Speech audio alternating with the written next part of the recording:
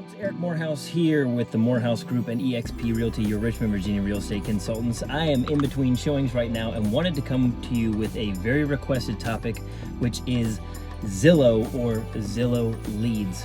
What do you do about them?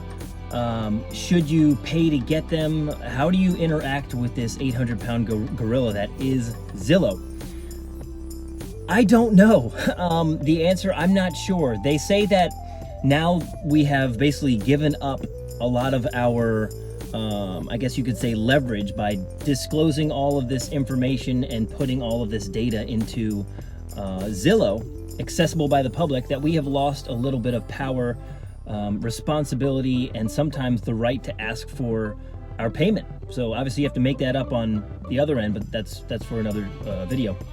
So with Zillow, what I can tell you from my experience, and not just my personal experience, but my experience reaching out to successful realtors, is that the most successful ones are spending the most money on getting their leads from Zillow.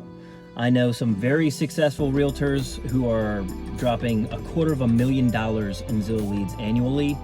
You know, they're closing 250 transactions a year with their team, so obviously they're making the $250,000 they invest plus whatever they make on top of it for it to be a sound investment. But all I can say is it's happening, and the market is probably controlled, not just in Richmond or in Virginia, but probably controlled throughout the United States by big agents or big teams who have the cash flow to invest in it.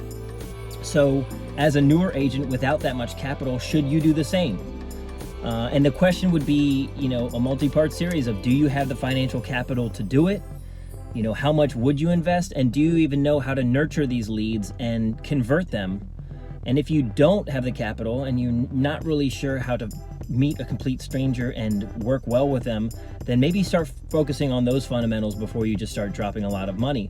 Because if you are to buy into Zillow leads, if you're doing what they have as the Live Connect option, you're looking at a bare minimum of $1,000 to $1,500 a month for this stuff.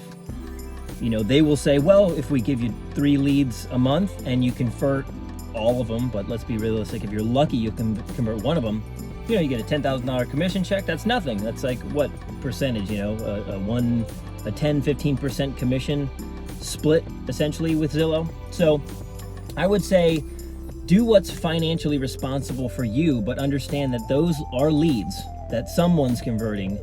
And if you're trying to get into that, then maybe roll the dice. You know, maybe not immediately roll the dice, but what I can tell you is this, and I'll wrap it up pretty quickly, is I watched a video of a realtor who got started immediately, came out of the gate like crazy. I think the first year they did something like 200 transactions, the first year they existed. But the main takeaway from his video was when he got licensed and opened his office and started his team and hired agents like day one, the first thing he did is he took out a loan for $60,000 and spent it all on lead gen. Basically paid for every single lead that was available in his area.